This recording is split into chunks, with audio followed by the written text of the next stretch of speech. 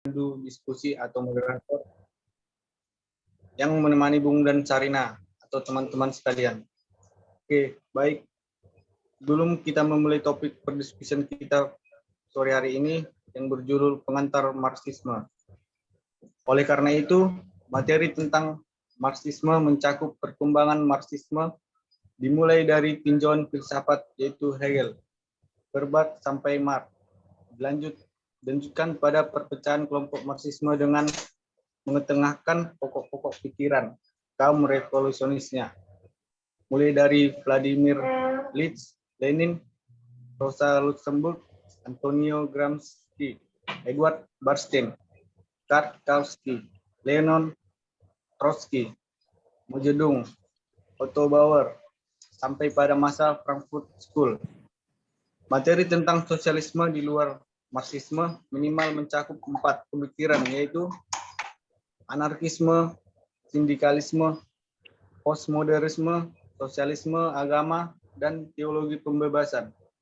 Kepada Bung Madijaya selaku pembicara kita sore hari ini, yang berasal dari Front Muda Revolusioner, akan menyampaikan materi-materi seputar Marxisme. Namun sebelum Bung Madijaya menyampaikan materi, alangkah baiknya saya menyampaikan aturan dalam perdiskusian kita sore hari ini. Yang pertama, diharapkan kepada Bung dan Sarina atau teman rekan sekalian untuk melakukan on cam selama proses perdiskusian. Yang kedua, bagi teman-teman yang ingin menyampaikan pertanyaan, silakan untuk raise hand pada Zoom yang tertera. Baik, kepada Bung Madijaya, saya persilakan menyampaikan materinya. Oke, terima kasih kawan-kawan dari GMNI yang sudah mengundang saya untuk memberikan pengantar mengenai Marxisme. Dan seperti halnya pengantar ya, saya akan mengantarkan kawan-kawan untuk mulai memahami Marxisme. Dan tentu waktu yang terbatas ini ya, saya tidak akan tidak cukup untuk menjelaskan semua perpecahan, semua kecenderungan yang ada di dalam Marxisme. Tapi saya akan menjelaskan mengenai hal-hal fundamental metode pemikiran Marxisme. Dan ini penting ya untuk pemahaman kawan-kawan bahwa tidak semua Marxis ya dalam hal ini, tidak semua orang yang menulis Marxis itu adalah Marxis. Dan makanya ada begitu banyak tokoh yang disebutkan tadi dari Lenin, Mao, dan lain sebagainya, Frankfurt School, dan sebagainya. Dan saya tidak akan menyebutkan yang terakhir, ya, Frankfurt School sebagai sebuah kecenderungan Marxis. Ya. Dan karena secara metode berbeda. Tapi nanti akan saya bahas. Tapi di awal presentasi ini saya akan mengakui bahwa membahas Marxisme ini hal yang menarik dan tentu ini juga menjadi bahan perbincangan ya di seluruh dunia di era seperti ini ya, di era ketidakstabilan, krisis, pandemi, perang, dan lalu meningkatnya krisis iklim. Ini terus-menerus menarik jutaan orang, kaum pekerja, kaum muda di seluruh dunia untuk memahami ide-ide Marxisme. Dalam arti tertentu, seperti yang dikatakan Marx sendiri ya, bahwa gagasan Marxis ini sedang seperti tikus yang sedang menggali fondasi dari masyarakat. Dan menariknya ya, di sini adalah kita diberitahu bahwa Marxisme itu tidak relevan. Dan lalu Marxisme itu ketinggalan zaman. Marxisme telah mati. Dan bila kita balik gitu, kenapa sesuatu yang mati itu diulang berkali-kali di banyak buku, artikel dari tahun ke tahun menyerang Marxisme. Jelas mereka takut yang mati ini mengganggu yang hidup. Berarti gagasan ini tidak mati. Gagasan ini semakin relevan hari ini. Dan satu-satunya yang mengapa mereka takut terhadap ide Marxisme adalah gagasan ini memberikan panduan terhadap kaum pekerja dan kaum muda untuk memahami masyarakat dan lalu mengubahnya. Dan inilah inti dari sebuah gagasan revolusioner Marx. Ide-ide ini memberikan panduan, memberikan metode kepada aktivis untuk memahami realita, memahami fenomena hari ini dan lalu bisa mengubah dunia. Dan tentu berjuang untuk sosialisme. Makanya ide-ide ini juga mempengaruhi banyak orang. Dan tentu ketika kita membahas Marxisme di sini itu adalah sebuah ide yang didirikan ya oleh Marx dan Engels ya, secara lebih dari 150 tahun yang lalu. Dan inilah yang gagasan ini memberikan landasan teoritis terhadap gerakan kelas pekerja yang ingin menumbangkan kapitalisme. Dan sosialisme ya, ini seperti halnya ilmu-ilmu lain ya, ini perlu dipelajari dan menuntut bagi aktivis untuk terus belajar ilmu ini. Karena Marxisme ini memberikan kata-kata baru, ya, ilmu yang lain, matematika, biologi, dan Marxisme juga sama ya, ada terminologi, dan itu mungkin bagi pembaca yang awal kesulitan ya, tapi ketika kita serius memahami Marxisme, kita akan memahami ide ini bahwa jauh lebih jelas, terang, memahami realita, memahami masyarakat hari ini. Dan ketika hari ini ya, bahkan ketika kita berbicara Marxisme ya, ini ada hal-hal fundamental ya. Yakni ada 3 sumber ya, ada 3 komponen ya Marxisme itu. Pertama adalah filsafat Jerman, dan lalu kedua adalah ekonomi politik, dan selanjutnya adalah sosialisme Prancis ya, perjuangan kelas Prancis. Dan ya di bagian pertama ya, mengenai filsafat.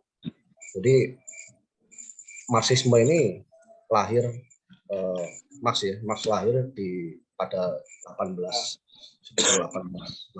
ya, dan dia lahir di Jerman, dan pada saat itu Jerman adalah kondisinya adalah didominasi oleh pertanian dan feodalisme. Dan pada zaman Marx hidup ini, revolusi Prancis 1789 ini meledak ya. Dan banyak di belahan Eropa dipengaruhi oleh ide-ide ini, dipengaruhi ide-ide kebebasan, kesetaraan, dan lain sebagainya. Dan ini mengkhawatirkan pihak Jerman yang saat itu masih didominasi oleh monarki. Dan pada saat itu Marx ya adalah seorang orang yang biasa ya, dalam artian dia belajar dan kemudian dia belajar hukum, dan lalu karena atmosfer politik ya dari situasi di Jerman saat itu, ini ide-ide Hegel ini sangat dominan pada saat itu. Jadi ide-ide Hegel mengenai dialektika ini seperti sebuah tren, seperti halnya Marxisme hari ini. Jadi Hegel itu filsuf yang tenar saat itu, digandrungi. Karena Hegel adalah sosok yang luar biasa, yang jenius, yang ensiklopedis, dan dia bisa menjelaskan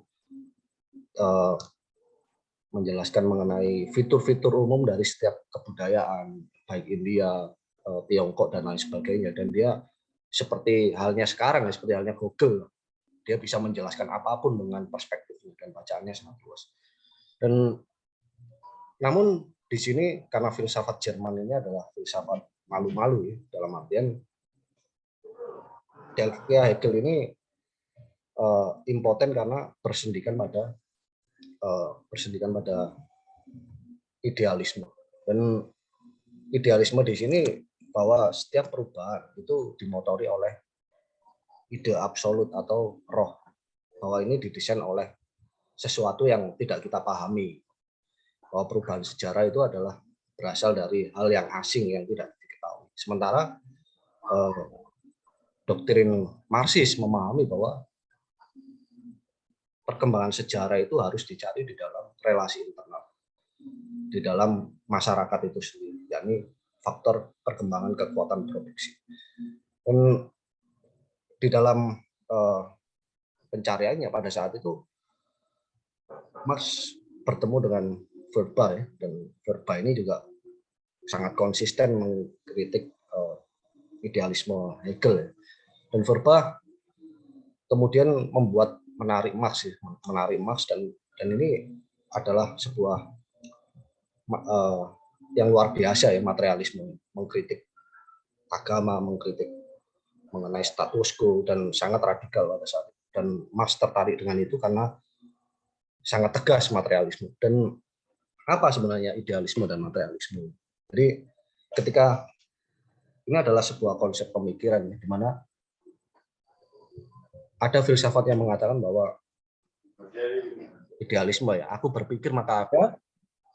Dan ini menjelaskan bahwa ide dulu baru realita.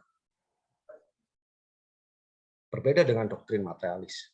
Jauh sebelum manusia berpikir, dunia semesta ini ada. Dan meskipun kita tidak memikirkannya, semesta ini ada, terus ada. Dan seperti halnya sebuah energi, tidak bisa, mungkin bisa di mute, ya. Jadi seperti halnya doktrin materialis, ya, ini berlandaskan pada realita konkret.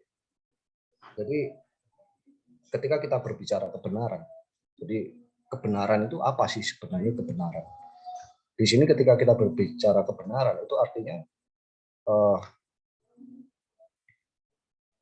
apa yang kita pikirkan itu sesuai dengan realita, realita objektif.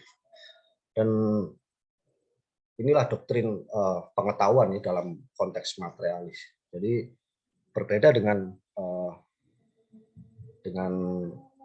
idealis, ya. Mereka abstrak bahwa kebenaran itu, ya, apa yang dia pikirkan. Seperti halnya filsuf-filsuf yang mengklaim bahwa seperti Posmo, ya, bahwa kebenaran itu milik subjek individu. Tapi bukan itu sebenarnya. Dalam doktrin materialisme dialektis, ya, doktrin Marxis, sumber dari pengetahuan adalah realita, materi. Dan seperti halnya kita mengenal warna. Warna ini tidak datang dari kepala kita. Ketika ada cahaya yang jatuh pada retina kita, kita mengenal sebuah sensasi. Dan dalam gelombang tertentu, ini menciptakan kesan warna. Di antara sekian gitu menciptakan warna merah, hijau, dan lain sebagainya. Jadi warna ini bukan bentukan dari kepala kita, melainkan materi yang kemudian yang mengubah kita dan kemudian kita merepresentasikan. Jadi sejauh mana kebenaran itu, ya, sejauh dia merefleksikan sebuah materi, realita objektif. Jadi kebenaran bukan milik subjek individu seperti banyak filsuf hari ini yang mungkin semua pendapat orang benar, padahal bukan seperti itu. Maka kalau semua pendapat orang benar, maka tidak ada ilmu kedokteran, tidak ada biologi yang menyelidiki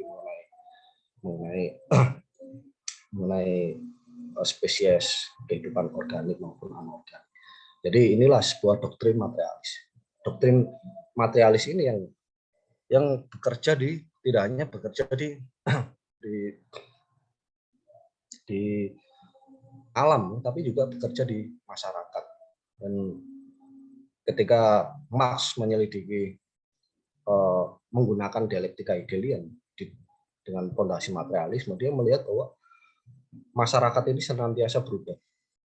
Jadi doktrin materialis mengatakan bahwa perubahan-perubahan dari sejarah, dari komunal primitif ke perbudakan, feodalisme, ini berkembang karena perubahan dari kekuatan produksi. Dan kekuatan apa itu kekuatan produksi? Kekuatan produksi adalah teknologi, kemampuan manusia untuk memproduksi tidak hanya untuk sarana substansi mereka, tapi juga untuk komunitas mereka.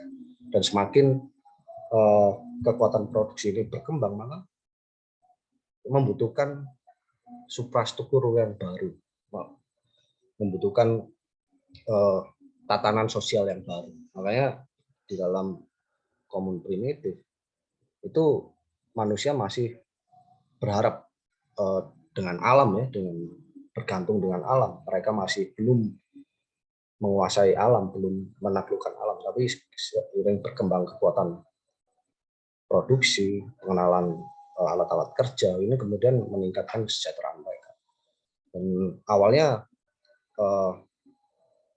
ini hanya kekuatan produksi sangat kecil ya untuk memelihara kepala-kepala suku dan lain sebagainya. Tapi ketika semakin besar, kekuatan ini semakin didominasi oleh kelas.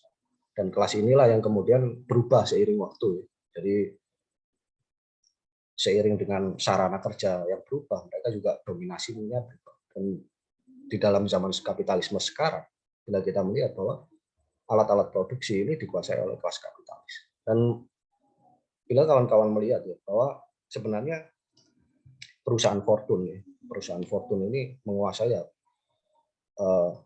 istilahnya menguasai bila digabungkan kekayaannya ya hari ini itu menguasai bila digabungkan kekayaan mereka ini bisa menjadi kekuatan kedua setelah Amerika.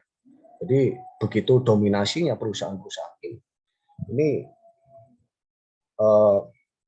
sampai kemudian istilahnya yang kita lihat ini adalah dominasi dari modal, dominasi dari kapital yang menguasai gitu. Jadi kekayaan ini hanya dimiliki oleh segelintir orang. Dan contoh di Indonesia saja, di Indonesia bila kita melihat bahwa 4 orang terkaya di Indonesia ini hampir menguasai separuh ya, hampir separuh dari kekayaan 100 juta penduduk Indonesia. Dan bila kita jumlahkan 10 mungkin itu hampir 150 juta penduduk Indonesia. Jadi itu artinya segelintir orang ini menguasai aja hidup orang banyak. Dan bayangkan ketika aset-aset ini atau kekayaan ini digunakan untuk kesehatan, digunakan untuk pendidikan, tentu kita bisa menyelesaikan tidak hanya masalah kelaparan, itu juga masalah gizi buruk dan lain sebagainya. Dan inilah yang kemudian yang dijelaskan Marx bahwa ini adalah motor yang mengemudikan sejarah, membawa perubahan. Dan penerapan dialektika materialis terhadap ilmu sejarah ini menghasilkan materialisme historis tadi. Jadi doktrin materialis ini kompleks ya, bisa diterapkan dimanapun ya, di segala bidang ilmu pengetahuan. Sebagai contoh ya, bila kita melihat capaian ilmu pengetahuan di bidang sains, gitu. Misal Darwin mengatakan bahwa evolusi manusia itu perubahan manusia, evolusi spesies itu berlangsung secara gradual, bertahap. Dan baru-baru ini Stephen Jay Gould mengatakan bahwa evolusi ini kadang berhenti, terputus. Dan siapa yang bisa menerangkan perkembangan yang terputus ini? Jadi ini seperti ilmu dialektika ya, jadi perubahan dari kuantitas ke kualitas. Pada posisi tertentu, air kita panaskan ya, itu mencapai 99,9, itu air akan tetap menjadi air. Tapi ketika 0,1 derajat, air akan berubah menjadi 2. Jadi hukum dialektika ini bekerja tidak hanya di dalam masyarakat, tapi juga di bidang sains.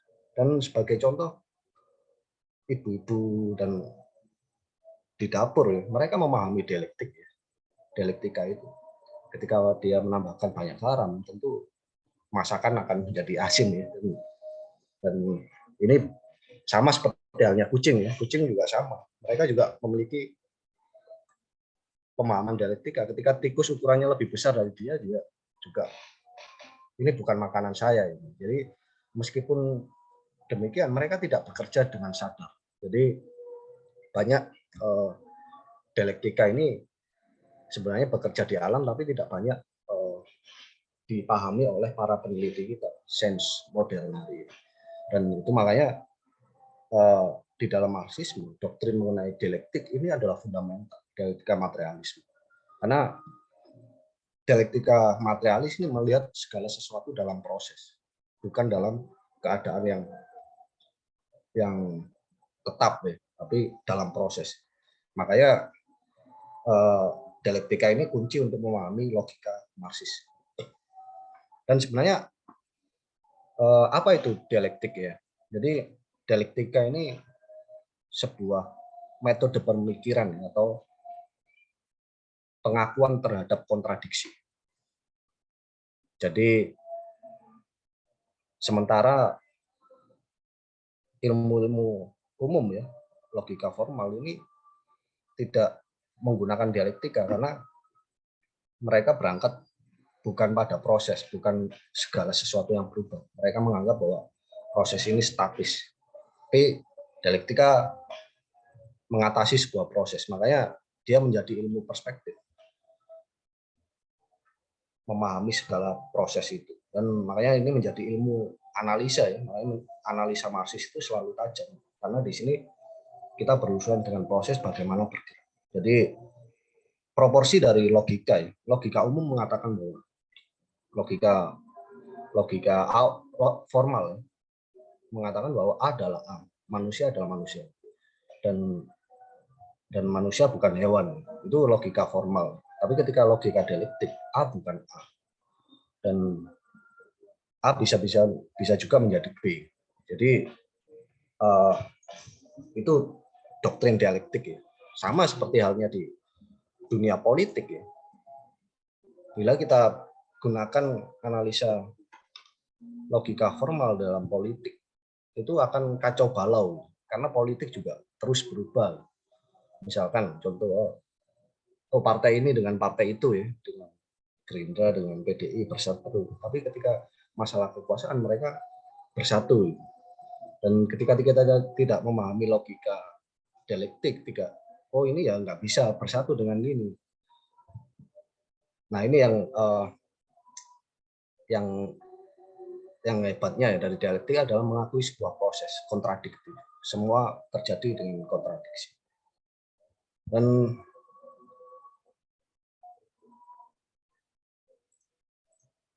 Dan lalu yang kedua ya, dari sumber dari Marxisme, komponen Marxisme adalah ekonomi politik Inggris. Jadi di sini untuk pertama kalinya Marx menggunakan materialisme dialektik ya untuk menganalisa ekonomi politik, menganalisa ilmu ekonomi. Dan untuk pertama kalinya sebenarnya Marx juga tidak menemukan doktrin perjuangan kelas ya. Sebenarnya doktrin perjuangan kelas ini telah ditemukan oleh ekonom politik Inggris. Tapi di sini karena Marx memahami bahwa keterbatasan ilmu ekonomi politik Inggris untuk mengekspos asal murah eksploitasi pekerja. Dan di sini untuk pertama kalinya sebuah misteri dari eksploitasi, bagaimana tatanan ini didominasi oleh kelas dan bagaimana nilai lebih kekayaan yang dimiliki oleh kelas borjuis ini datang dari eksploitasi pekerja. Dan di dalam makanya magnum opus Marx itu adalah kapital, karena di sini adalah Marx memberikan jawaban ya terhadap ekonomi politik kapitalis. Dan tanpa kapital Marx mungkin kita tidak bisa mendapatkan pemahaman seperti itu, dan mungkin kita banyak diserang, kaum Marxis banyak diserang mengenai teori ekonomi. Tapi kapital ini menjelaskan dengan sangat ilmiah ya, dengan baik ya, bahwa eksploitasi ini berlangsung dengan mencuri nilai lebih, waktu kerja dari kaum buruh. Buruh bisa menghasilkan misalkan menghasilkan sepatu dalam tempo 10 buah setiap 10 pasang setiap hari. Tapi kemudian dia digaji mungkin selama sebulan mungkin belum tentu bisa membeli sepatu tersebut kan. Jadi buruh ini dibayar sesuai dengan untuk mempertahankan dia hidup dan lalu untuk mengembangbiakan spesies mereka, dan eksploitasi ini terus berlanjut. Makanya kapital ini seperti halnya sebuah vampir ya, dia mengeksploitasi kelas pekerja, dan ketika kapital ini tumbuh mereka berekspansi ke negara-negara lain dan lain sebagainya. Jadi inilah yang luar biasa ya, yang capaian dari Marxisme. Meskipun Marx tidak menulis secara detail ya mengenai dialektika materialis, tapi dia mempersenjatai kelas pekerja untuk memahami hidup mereka, memahami posisi mereka di dalam masyarakat, dan itu capaian yang luar biasa meskipun dari seorang Marx. Dan ketika adalah sosialisme Perancis, dan pada saat itu Marx ketika mengembangkan berada di Perancis ya bersama dengan kaum sosialis pada saat itu yang melawan status quo, dia melihat bahwa kaum sosialis ini hanya mengutuk secara permukaan ya eksploitasi yang dihasilkan dari kapitalisme. Jadi kerusakan-kerusakan yang terjadi, degradasi moral, mereka mengkritik itu. Tapi mereka tidak memahami faktor apa yang sebenarnya yang terjadi dan bagaimana sebenarnya cara mengubah itu. Nah, ini yang berhenti ya pada saat itu. Kaum sosialis Perancis pada saat itu sangat banyak ya jadi Marx ini bukan satu-satunya yang kaum sosialis, tapi kaum sosialis ini sudah ada sejauh sebelum Marx. Ada Proudhon, Bakunin, Robert Owens. Mereka adalah kaum sosialis, tapi utopis. Mereka tidak bersandar pada doktrin perjuangan kelas. Mereka tidak bersandar pada posisi sosial apa yang sekarang mereka lawan. Jadi seperti halnya mereka mengutuki kelaliman, tapi tidak menjelaskan asal mula dari kelaliman ini apa, ketidakadilan ini apa. Dan Marx satu-satunya yang memberikan jalan ya pada pencapaian ilmu pengetahuan saat itu, terutama menjadikan sosialisme ini menjadi ide-ide yang ilmiah, seperti halnya sebuah ilmu pengetahuan. Jadi inilah untuk pertama kalinya sosialisme bukan lagi ciptaan si A si B, tapi sebagai produk dari intelektual, ya, sebagai produk ilmiah di tangan Marx itu sendiri. Dan inilah yang kemudian yang banyak ditentang gitu. Makanya Marxisme ini mengapa dia berbahaya ya, revolusioner, karena karena doktrinnya adalah ingin menghancurkan masyarakat, ingin menghancurkan sistem penindasan kapitalisme yang hari ini mendominasi. Makanya ketika ada sebuah Marxis yang tidak bertujuan untuk menggulingkan kapitalisme, dan ini bukan Marxis sama sekali. Di dalam kehidupan Marx ini bukan hanya orang yang duduk di perpustakaan dan membaca buku ya. Jadi seringkali kita mendengar mitos seperti itu, bahwa Marx adalah intelektual di Menara Gading. Dan kenyataannya Marx bukan itu. Marx adalah gabungan dari keduanya.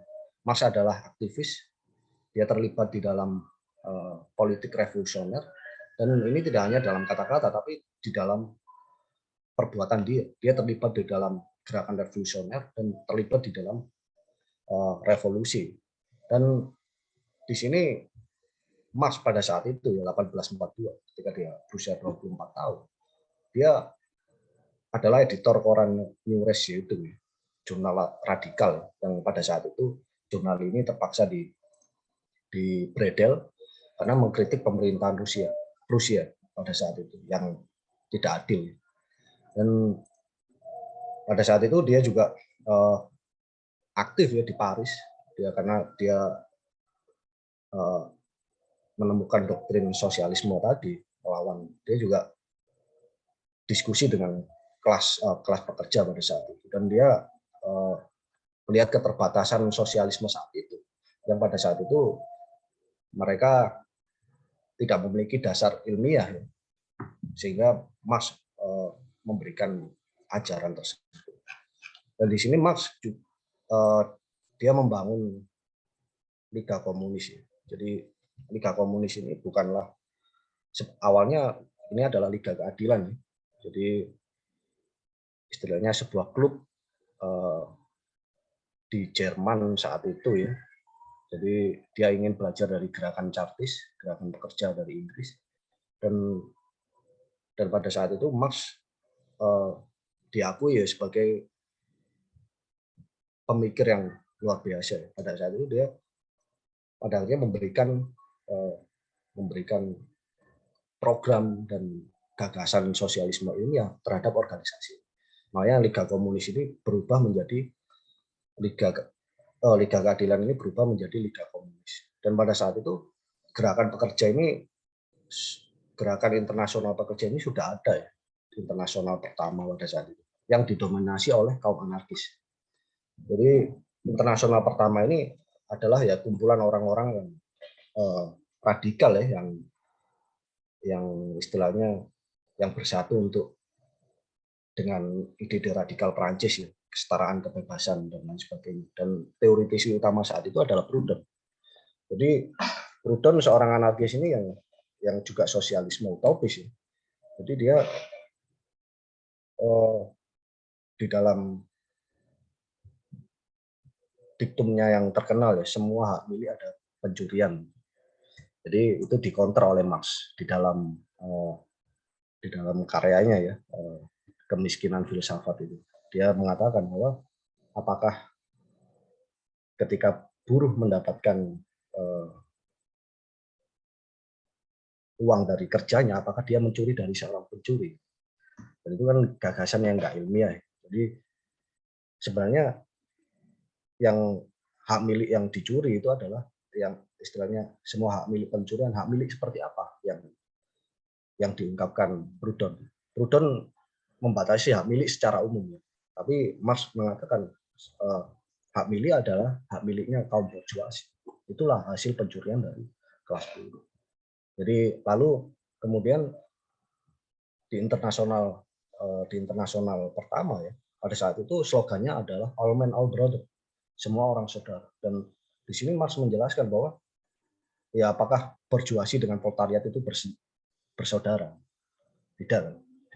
Jadi pada saat itu makanya ide-ide Marx itu menang di kongres di hadapan audiens internasional pertama ya. Dan praktis sejak saat itu ide-ide anarkis kalah, dan ya di hadapan kelas pekerja ya. Padahalnya kelas pekerja memilih mana yang ide-ide yang bisa mewakili kepentingan mereka, yang bisa menjelaskan posisi mereka dan bagaimana mengubah mereka. Dan itulah yang terjadi. Dan lalu ketika kita berbicara Marxisme, mungkin tadi ada banyak ya, Kautsky dan lain sebagainya, Mao dan sebagainya. Jadi Marxisme ini bertumpu pada perjuangan kelas. Jadi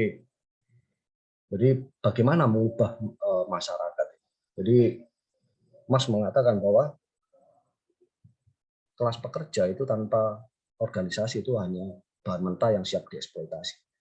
Dan makanya Marx membangun sebuah organisasi, Liga Komunis Internasional pertama, untuk mempersenjatai kelas pekerja dengan ide-ide revolusioner dan mempersiapkan aksi revolusioner. Dan sementara ketika kita mendengar ketika kita mendengar mengenai Marxis mengatakan bahwa untuk merebut kekuasaan itu harus dengan senjata, dengan gerilya.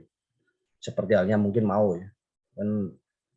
Dan di sini ini berbeda dengan doktrin Marxis.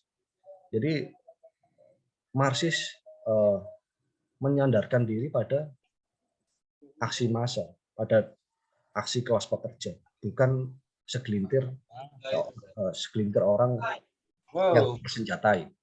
Jadi ini kontras. Jadi ketika apakah Mao itu Marxis, itu bukan Marxis.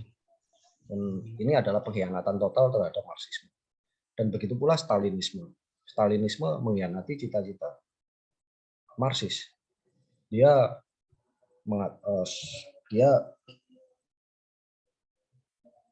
mengatakan bahwa sosialisme bisa dicapai satu negara. Dan ini juga bertentangan dengan doktrin Marxis bahwa untuk mewujudkan sosialisme itu harus mendunia, tidak bisa terbatas pada satu negara.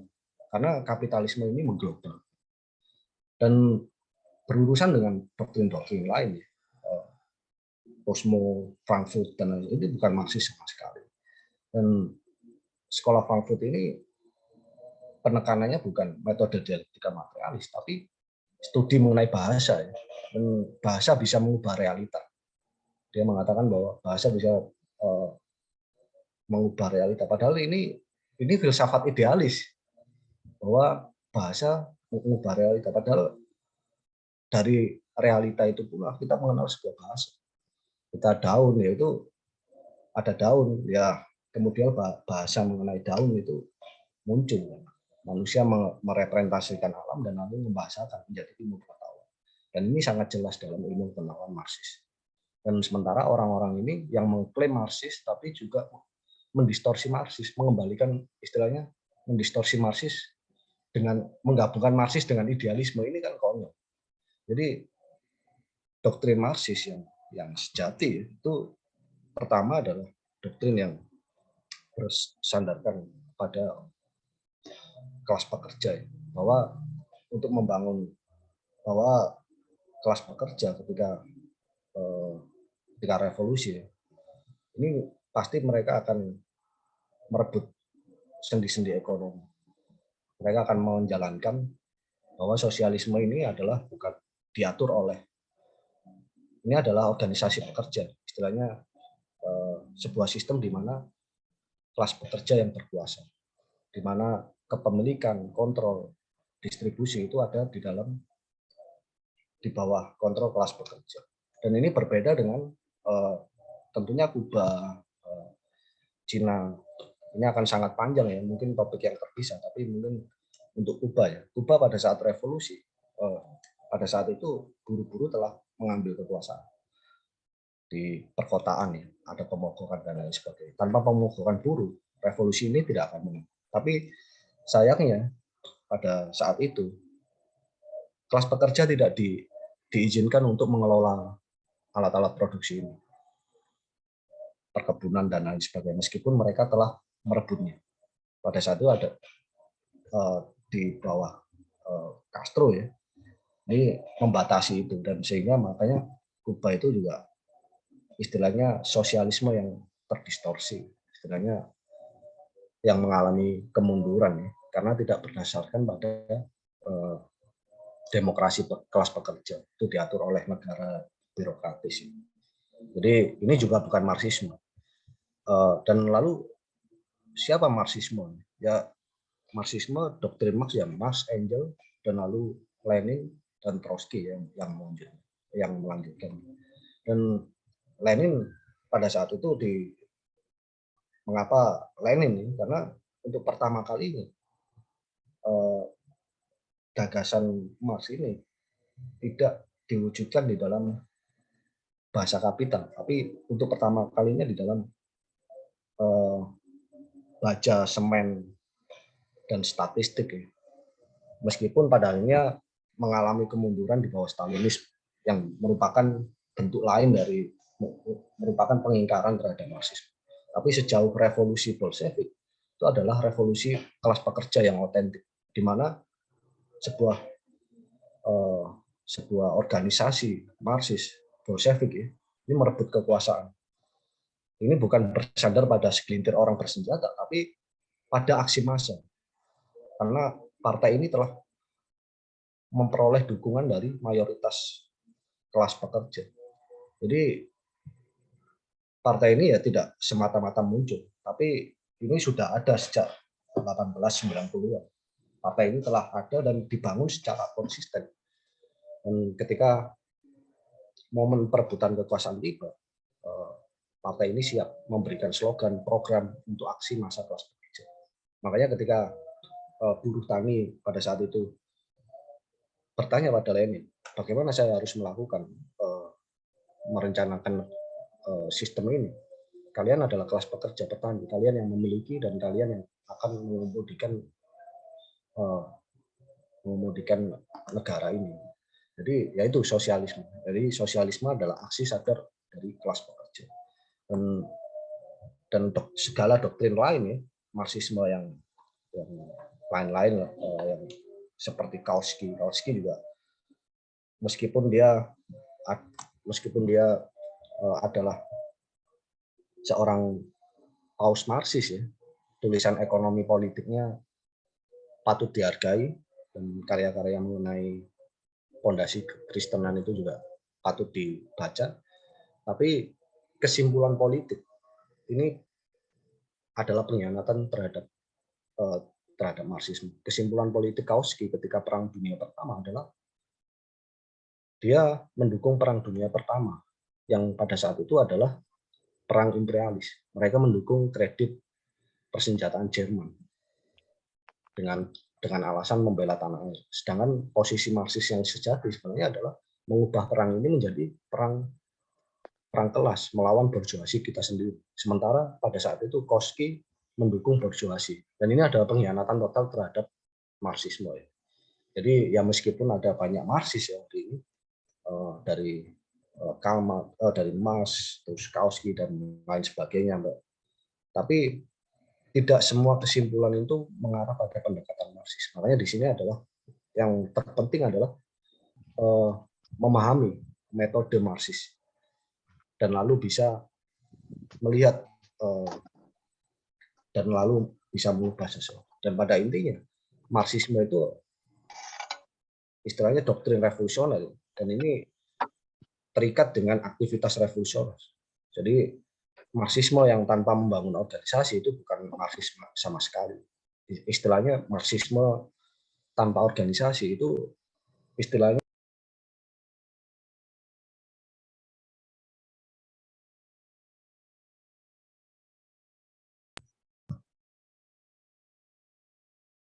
ya pada akhirnya Marxisme ini ya seperti halnya pisau ya, tanpa membangun organisasi ya istilahnya Marxisme seperti bilah tanpa pedang ya. Jadi kita harus membangun mengasah pisau ini dan lalu membangun organisasi karena bagaimanapun aktivitas Marx adalah mengubah dunia dan revolusi kelas pekerja ya, revolusi menumbangkan masyarakat kelas hari ini. Dan bila ada karya-karya yang baik ya, itu adalah manifesto komunis dan itu doktrin yang sangat luar biasa ya di masa-masa seperti itu, di masa kelas kapitalis masih embrio, dia menjelaskan fitur utama dari kapitalisme, pertentangan kelas dan lalu bagaimana krisis ini semakin parah. Dan kawan-kawan bila melihat krisis hari ini, tentu mungkin pada tahun 70-an orang Marx itu gagasannya nggak relevan karena sekarang kapitalisme bisa menyembuhkan dirinya sendiri, nggak ada krisis. Tapi sekarang krisis di mana-mana, revolusi, gejolak sosial politik ada di mana-mana, dan itu sekali lagi membuat prediksi Marx jauh lebih relevan hari ini. Dan inilah pentingnya bagi kamar-kamar sekalian ya untuk belajar Marxisme. Tapi tidak cukup belajar, tapi harus membangun dan membangun organisasi untuk tujuan itu, melanjutkan ide Marx, mengubah, menggulingkan masyarakat kapitalisme. Ya, demikian ya presentasi saya. Mungkin kita akan sambung dengan diskusi, mungkin ada pertanyaan dan lain sebagainya. Saya kembalikan ke moderator. Oke, baik. Untuk teman-teman sekalian, mungkin memiliki banyak pertanyaan, namun pada sesi pertanyaan kali ini, kita akan batasi sebanyak 3 pertanyaan. Pada Bung dan Sarina, teman-teman, pertanyaan saya buka.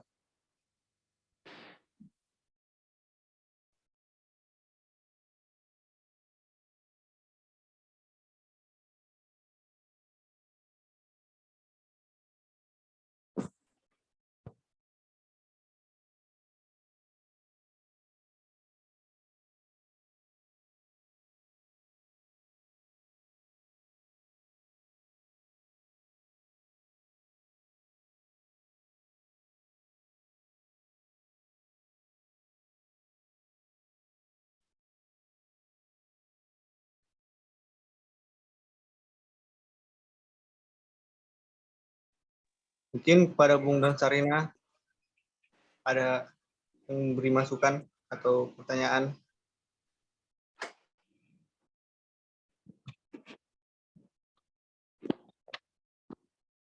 Tidak.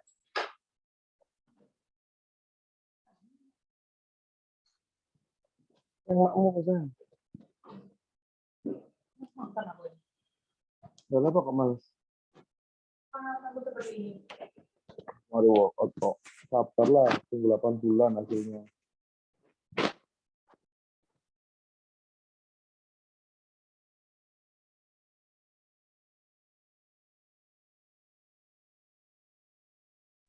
Mungkin sembari mengumpulkan pertanyaan, bersilakan kepada Sarina Agustina untuk membaca puisi.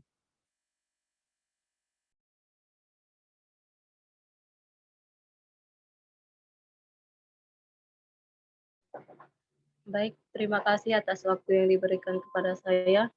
Perkenalkan, nama saya Agustina Triroyani dari Komisariat Pertanian. Di sini saya akan membacakan puisi yang berjudul Lahirnya Dasar Negara oleh Auzi V. Alandika. Kala itu Bung Karno pernah berkata dengan lantangnya, jikalau sudah membicarakan yang kecil-kecil sampai jelimet, barulah mereka berani menyatakan kemerdekaan, menunjukkan betapa inginnya mencapai merdeka. Merdeka yang bukan sekedar merdeka. Merdeka yang bukan sekedar kosong. Merdeka yang bukan buta membaca. Mereka yang bukan berbeda antara ini dan itu. Merdeka yang bukan sekedar banyak bicara. Merdeka yang dirasa tak ingin kembali dijajah. Seketika lahirnya Pancasila, dengan asas ketuhanannya menolak orang-orang ateis. Dengan asas kemanusiaan, menolak orang-orang yang tak berkepremanusiaan.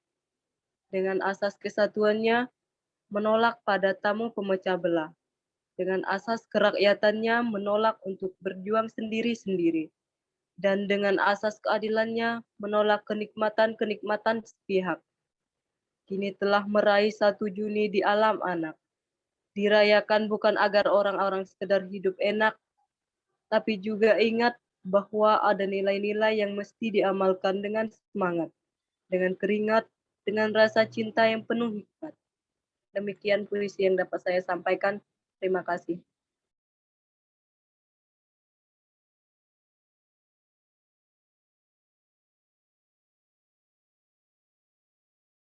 Terima kasih kepada Sarina Agustina.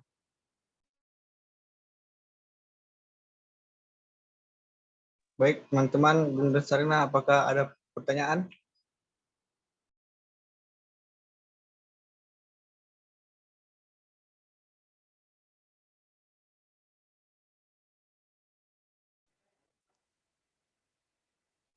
Halo Bung Ili, izin Bung mau bertanya kepada Bung Madi, satu pemateri kita sore hari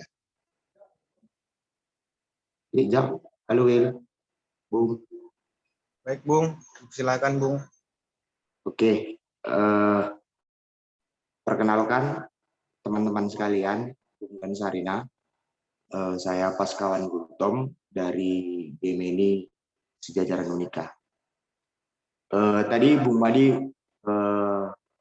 sudah cukup banyak dan mau mengantarkan materi tentang seputar Marxisme. Pertanyaan saya sebenarnya simpel sih, Bung Madi. Sebenarnya siapa sih Marxis itu, Bung? Dan kenapa sih Marxisme itu mau menimbulkan suatu teori atau suatu metode berpikir untuk memperjuangkan kelas? Begitu dia kira-kira, Bung. Saya kembalikan kepada Bung Willy selaku moderator.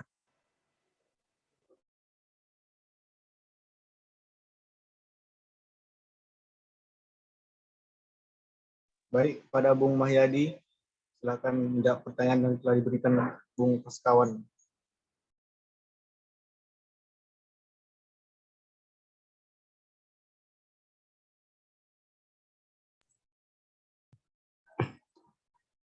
Ya, ya siapa Marxis itu? Jadi siapa sih sebenarnya Marxis ya? Jadi ketika kita mengatakan Marxis ya mereka yang mendukung ide-ide Marx. Jadi sederhananya mereka yang mendukung dan membela ide-ide ini dan juga melanjutkan cita-cita Marx, gagasan Marx.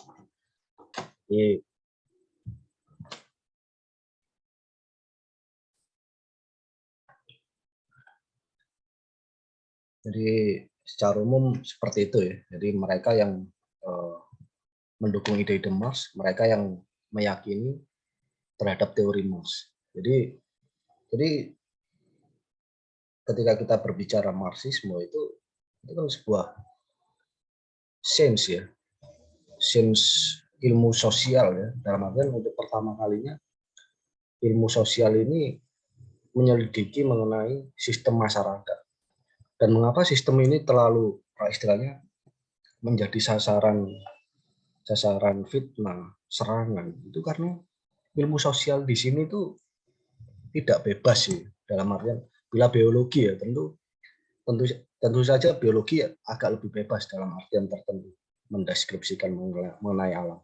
Tapi sebenarnya di dalam sejarah ilmu pengetahuan itu juga tidak bebas dari inkuisisi.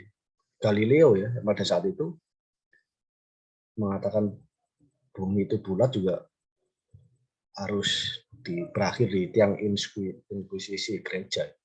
Karena ini bertentangan dengan doktrin gereja. Jadi sama seperti hari ini, karena ilmu sosial, karena Marxisme itu menyelidiki proses ini dalam ilmu sosial ini, sehingga Marxisme diserang. Karena ini berbenturan dengan kepentingan kepemilikan. Kelas orang-orang kaya itu tidak mau kekayaan mereka diambil alih dan lalu digunakan untuk kepentingan masyarakat. Kelas seperti yang dijelaskan Mas, kelas yang mengeksploitasi itu akan mati-matian mempertahankan kekayaan mereka, posisi sosial mereka. Makanya mereka membutuhkan pendidikan, sarana, alat-alat represi seperti tentara, terus lalu membutuhkan juri hakim untuk membela mereka, kepemilikan mereka. Jadi seperti itu ya. Makanya kalau negara ini tidak berdasarkan pada pertentangan kelas, tentu kita nggak butuh yang namanya tentara, polisi, penjara dan lain sebagainya. Itu membuktikan bahwa sebenarnya ada pertentangan kelas, bahwa ada lapisan tertentu yang terpisah dari masyarakat, yang menguasai kekayaan masyarakat dan tidak ingin diambil alih. Makanya mereka menciptakan segala aparatus mereka, kayak aparatus pendidikan maupun penjara, tentara dan lain sebagainya. Jadi disinilah kemudian Marx diserang. Makanya tidak kurang-kurang lah yang menyerang Marx. Tapi kalau kita mempelajari Marx, ini sebenarnya doktrin yang luar biasa. Yang ketika kita bisa belajar itu, kita bisa memahami ini tentu membutuhkan waktu. Ini kita bisa melihat segala perkembangan, tidak hanya ilmu pengetahuan, tapi juga bagaimana masyarakat ini bergerak. Kita juga tidak akan mudah tertipu dengan selubung-selubung politik kayak partai-partai yang ada dan lain sebagainya. Kita akan meyakini, percaya bahwa masyarakat hari ini terlibat pertentangan kelas dan itu berevolusi. Itu dijelaskan Marx dengan sangat rigid ya. Marx itu menyelidiki bahwa sebenarnya sosialisme itu bisa dicapai.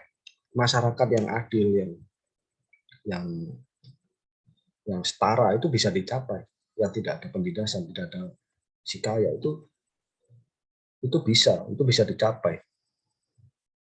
Marx menjelaskan potensinya, yakni bahwa ketika krisis ini meledak, kelas pekerja akan melakukan revolusi, protes, dan dalam tahapan seperti itu mereka akan mengambil alih negara, mengambil alih pabrik-pabrik dan memudahkan mereka. Dan ini adalah revolusi pekerja dan ini telah terjadi pada saat Komun Paris. Itu adalah makanya sosialisme Marx itu tidak berdasarkan wahyu dari langit ya, tapi dari fakta-fakta sosial, dari kenyataan realita yang ada di revolusi Komun Paris saat itu. Kelas pekerja merebut kekuasaan dan itu adalah cikal bakal dari masyarakat sosialis. Jadi Marx ini menyediakan potensi, memberikan penjelasan bahwa potensi itu bisa dicapai. Tapi masalahnya itu tergantung pada kita, pada orang-orang yang meyakini apakah bisa istilahnya tergantung pada kita ingin mewujudkan atau tidak. Jadi ini Marx memberikan panduan tersebut.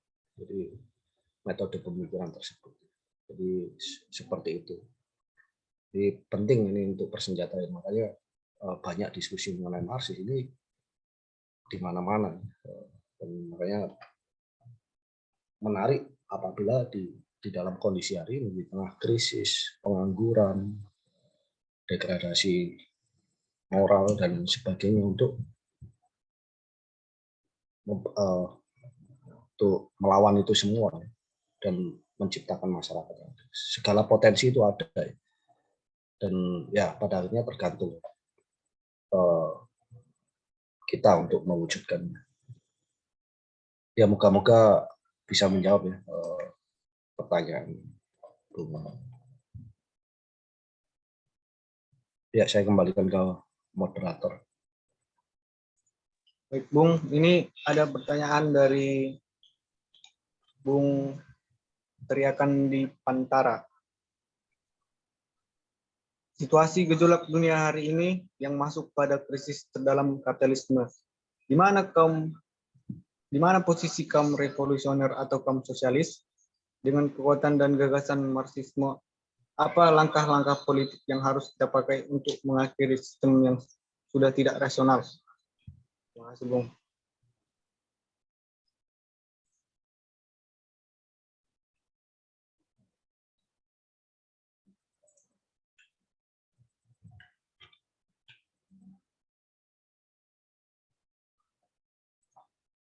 Ya,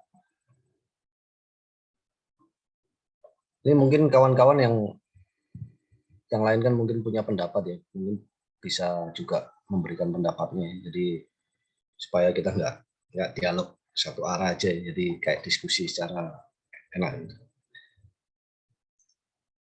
Jadi ya untuk mungkin saya jawab ya untuk ini. Jadi situasi yang penuh gejolak seperti ini, jadi ini seperti menegaskan kembali ya pentingnya kaum sosialis revolusioner untuk membangun organisasi. Jadi ini bukan sembarang organisasi, tapi sebuah organisasi dalam perspektif Marxis itu bukan kumpulan orang, bukan bendera, bukan nama, tapi dalam perspektif Marxis organisasi di sini adalah pertama-tama adalah ide dan program. Jadi di dalam situasi saat ini ya ini memberikan kenyataan yang pahit sebenarnya. Jadi bila kita saksikan dunia hari ini, gejolak sosial itu meledak di mana-mana, di Eropa, dan lalu Thailand, Myanmar, terus Kazakhstan, dan kemarin Sri Lanka. Dan kapitalisme tidak bisa mempertahankan dirinya. Sistem ini istilahnya seperti zombie. Jadi selama kehidupan kapitalis baru ini semenjak krisis 2008, sebenarnya kapitalisme ini tidak mampu tumbuh. Dan pertumbuhan itu berlangsung sangat fiktif ya. Dan itu hanya disupport dengan uang murah dari bank ya. Federal Debt ya, program uang murah. Jadi pada saat itu kelas kapitalis menikmati bunga yang hampir nol lah. Ya dengan harapan bahwa industri bisa berkembang, terus berharap mereka bisa membangun pabrik-pabrik baru, menciptakan lapangan pekerjaan. Tapi kenyataannya enggak. Tapi semenjak 2008 itu kelas kapitalis justru berspekulasi. Tidak hanya di sektor paling riskan ya, sektor perumahan, tapi juga berspekulasi di kayak kripto, terus lalu aplikasi-aplikasi yang hari ini hancur kan, mem-PHK karyawannya, mungkin kawan-kawan mem-PHK banyak startup ini mem-PHK karyawan karena tidak mampu bersaing dengan yang lain. Jadi jelas ya bahwa untuk menciptakan pertumbuhan itu harus membangun pabrik-pabrik baru. Tapi mereka melihat bahwa tidak ada pasar lagi. Pasar terlalu jenuh. Ada krisis overproduksi. Kelas buruh di seluruh dunia tidak mampu bertahan dengan upah. Bagaimana mereka bisa membeli barang-barang ketika gaji saja tidak hanya untuk bertahan hidup. Makanya ada krisis overproduksi yang seperti yang dijelaskan Mas. Jadi mereka berspekulasi di wilayah-wilayah riskan dan pada akhirnya menciptakan gelembung perumahan dan lalu gelembung kripto, terus lalu gelembung uang-uang ini diinvestasikan di sektor-sektor seperti itu yang tidak banyak menciptakan keuntungan dan itu hanya fiktif untuk menaikkan harga saham mereka. Tapi ketika pada tahap tertentu, ketika keuntungan ini enggak seperti yang mereka harapkan, langsung jatuh. Pecah gelembung dan krisis seperti yang kita lihat banyak PHK startup dan hancurnya cryptocurrency dan sebagainya. Jadi ini adalah fenomena di mana sistem kapitalisme adalah menemui jalan buntu. Seperti yang dijelaskan Mas bahwa perkembangan industri ini akan perkembangan teknologi ini sekarang berbeda dari yang dulu. Kalau dulu mungkin orang menganggap bahwa pengangguran itu adalah siklus. Ketika industri sudah tumbuh, maka pengangguran akan selesai begitu saja. Tapi kenyataannya enggak. Apa yang kita saksikan sekarang adalah pengangguran secara permanen. Tidak ada pertumbuhan. Dan ini menciptakan situasi yang penuh gejolak. Revolusi itu ada dalam agenda hari ini. Dan ini sama seperti yang kita hadapi. Situasi hari ini sama sebenarnya kita hadapi pada saat Mas di Jerman gitu, sebelum revolusi. Jadi istilahnya masyarakat lama ini, sistem masyarakat kapitalis ini istilahnya sudah mau tumbang dan masyarakat baru ini mendesak untuk lahir dan inilah masalahnya. Jadi seperti yang dikatakan Lenin bahwa kapitalisme itu tidak bisa ditumbangkan begitu saja. Tidak krisis atau tidak bisa mati secara otomatis. Dia pasti akan bisa bangkit dari krisisnya yang paling dalam. Padahal dibutuhkan program dan organisasi ya untuk membawa revolusi ini ke garis akhir. Revolusi pasti terjadi. Di mana-mana gejolak sosial itu bukan ciptaan kaum revolusioner. Tapi sayangnya mengapa gejolak sosial ini tidak berakhir dengan revolusi sosialis? Itu masalahnya adalah karena tidak ada organisasi revolusioner sosialis yang ada di wilayah tersebut. yang memberikan ekspresi terorganisir terhadap demonstrasi. Jadi ya tugas kita hari ini adalah membangun organisasi itu, mempersiapkan diri kita untuk perang kelas di kemudian hari. Ya tanpa itu ya revolusi ya pasti akan gagal terus ya.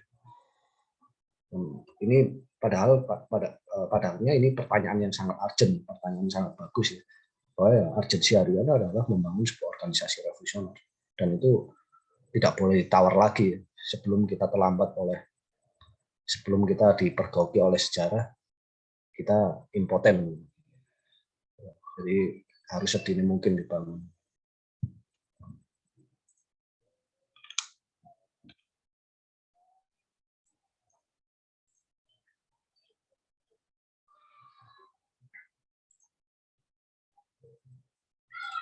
Baik Bung, mungkin ada pertanyaan terakhir ini dari Bung Rahman. Masih relevankah negara hari ini? Karena jika kita lihat hari ini seolah-olah negara memihak para kapitalis. Terima kasih Bung.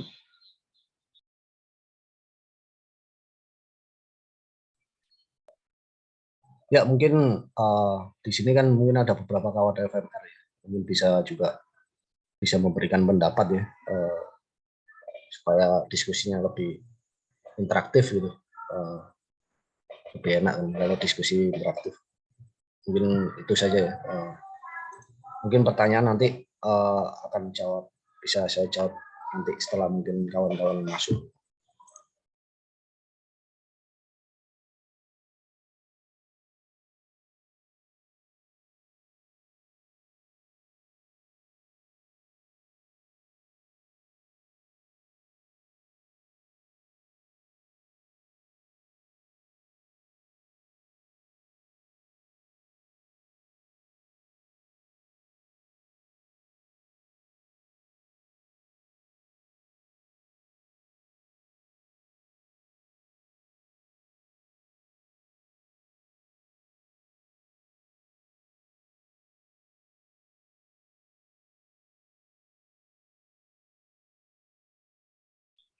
Mana teman-teman? Apakah ada yang ingin menjawab pertanyaan Bung Rahman agar perdiskusian kita hari ini lebih interaktif? Baik, dipersilakan kepada Bung Teguh. Ya, terima kasih kaum moderator. Ya, selamat sore ya atau malam ya kawan-kawan. Saya Teguh ya, saya dari FMR Surabaya. Ya, saya ingin menjawab ya pertanyaan dari Bung Rahman dan juga mungkin menambahkan sedikit ya, mengenai langkah-langkah ya bagi langkah-langkah Marxis ya, menuju revolusi. Jadi untuk mengenai masalah negara jelas ya bahwa adalah fakta bahwa negara saat ini mereka pasti membela para kapitalis ya, membela borjuis, karena ya saat ini kita berada dalam era demokrasi borjuis ya. Kalau kita melihat teori Marxis ya, kita berada dalam demokrasi borjuis di mana institusi ekonomi dan politik saat ini dibuat ya untuk kepentingan dari para borjuis dan para kapitalis. Jadi itu sangat jelas ya. Jadi institusi negara dan institusinya ya, jadi seperti hukum dan kayak aparat bersenjata itu pasti akan selalu mengutamakan kepentingan dari para kapitalis. Jadi ya tugas kita ya, jadi tugas revolusioner saat ini itu justru adalah kita harus mengganti ya sistem negara borjuis ini untuk mengganti menjadi sistem negara buruh ya, di mana institusi yang lama ini ya dan yang telah usang ini itu diganti dengan sistem baru yang mengutamakan kepentingan dari para buruh. Jadi itu adalah tugas fundamental ya, dari tugas revolusioner dari para buruh ya dalam perspektif Marxis.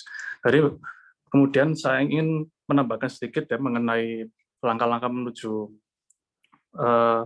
revolusi sosialis itu jelas ya, kita tidak bisa secara langsung ya kita membuat organisasi seperti yang dikatakan oleh Bung Mahdi tadi ya, bahwa organisasi itu tidak hanya sekedar kumpulan orang-orang saja, tetapi langkah dalam membangun organisasi menuju Partai Revolusioner ini memiliki beberapa tahap seperti yang dijelaskan oleh Lenin ya, dan juga dilakukan oleh Lenin ya, dalam sejarah Partai Bolshevik ya. Jadi ada beberapa tahap ya mengenai pembentukan gerakan revolusioner. Jadi langkah pertama dari membangun gerakan revolusioner itu adalah membangun grup propaganda. Jadi grup propaganda ini adalah sekelompok orang yang kecil ya, yang berusaha untuk meyakinkan orang-orang termaju ya dari gerakan buruh untuk menyetujui dan ikut terhadap gerakan ini ya. Jadi Lenin dan Partai Bolshevik dimulai dari sini awalnya. Tadi grup 1-5 orang yang mereka ya seperti kita ini ya berdiskusi ya mengenai ide-ide Marx ya, mengenai Marxisme. Dan memang ya memang sepertinya tahap ini memang sangat kalau bisa dibilang itu sangat membosankan ya, karena ini adalah kerja rutin di mana kita berdiskusi membahas teori. Tapi ini adalah justru fase yang paling esensial ya, dalam membangun gerakan revolusioner. Jadi ketika satu persatu barisan termaju ini menyetujui ya ide-ide Marxisme, kemudian maka jumlah dari orang-orang revolusioner ini pasti akan berkembang ya. Dan kemudian ketika gerakan ini sudah mencapai momentumnya, ketika gerakan ini sudah cukup besar, maka gerakan ini bisa mulai melakukan intervensi terhadap pada partai-partai buruh ya. Jadi seperti apa yang dilakukan oleh Partai Bolshevik ya, yang dia melakukan intervensi pada Partai Sosial Demokrat ya. Dia membentuk sebuah fraksi revolusioner independen. Tapi di sini yang dimaksudkan mengikuti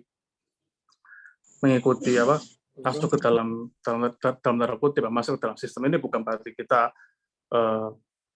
mengikuti jejak politisi kapitalis ya. Kita masuk ke dalam sistem ini untuk menyadarkan masyarakat bahwa ada alternatif revolusioner, yaitu sosialisme. Jadi di sini kita melakukan agitasi ya bahwa sistem politik ya dan ekonomi yang berdiri saat ini itu sudah usang ya. Dan ketika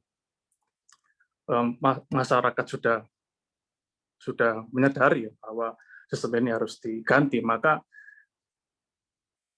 gerakan revolusioner ini akan terbentuk dengan sendirinya.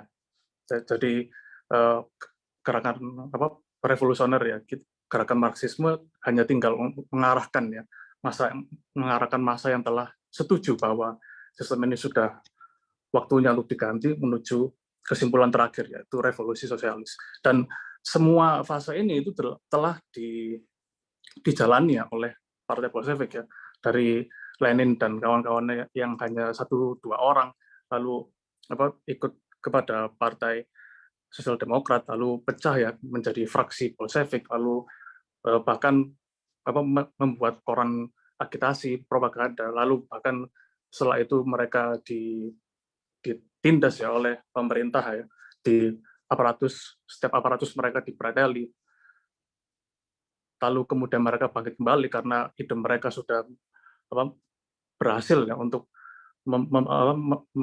menguasai ya, untuk menarik minat masyarakat sehingga mereka bisa kembali bergerak dengan cepat. Itu semua telah dijalani oleh Partai Bolshevik ya dengan Lenin dan juga Trotsky. Jadi ya kurang lebih seperti itulah tahapan-tahapan revolusioner yang harus kita hadapi.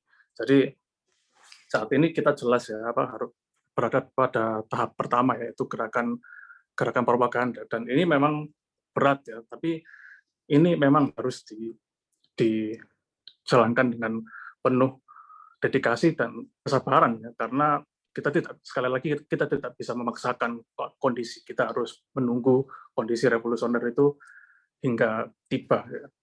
Jadi mungkin itu saja dari saya. Terima kasih. Baik, kepada Bung Teguh, terima kasih Bung.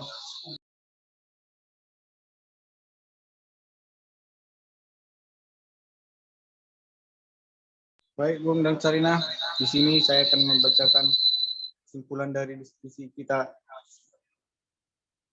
Yang pertama adalah Marxisme merupakan sebuah panduan dalam metode berpikir. Marxisme adalah sebuah ide atau sebuah gagasan dalam mengembangkan kapitalisme. Doktrin Marxis adalah relasi perkembangan sejarah. Kebenaran material adalah kebenaran yang objektif. Dalam doktrin Marxis, bahwa sumber dalam kebenaran adalah keadaan.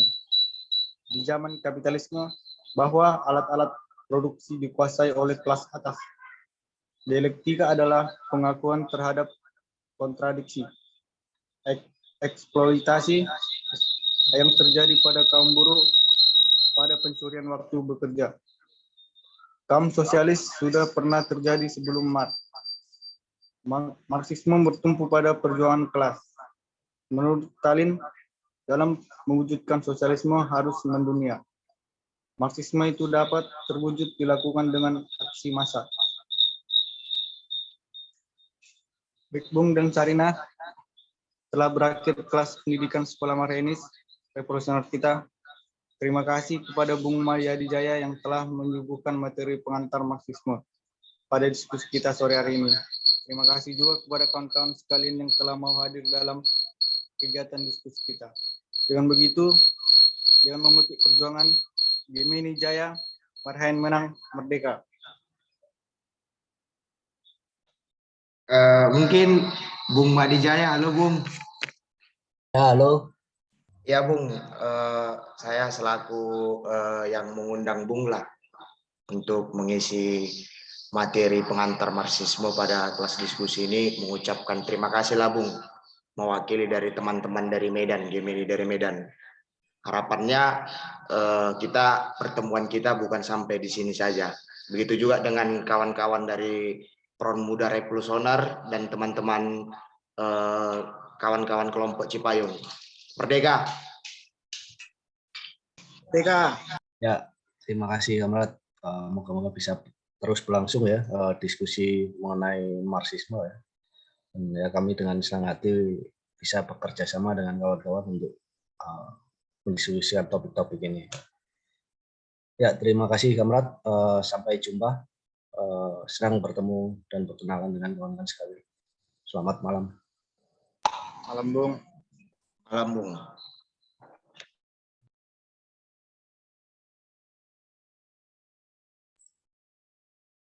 Di kampus mana nih? Medannya? Unika Bung, Unika Santo Thomas Medan Bung.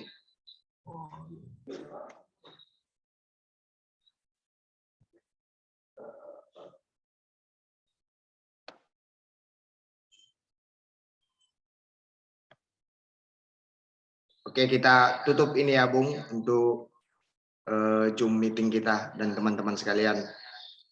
Oke, terima kasih. Sampai jumpa. Kembali. Kontak lagi. Siap Bung.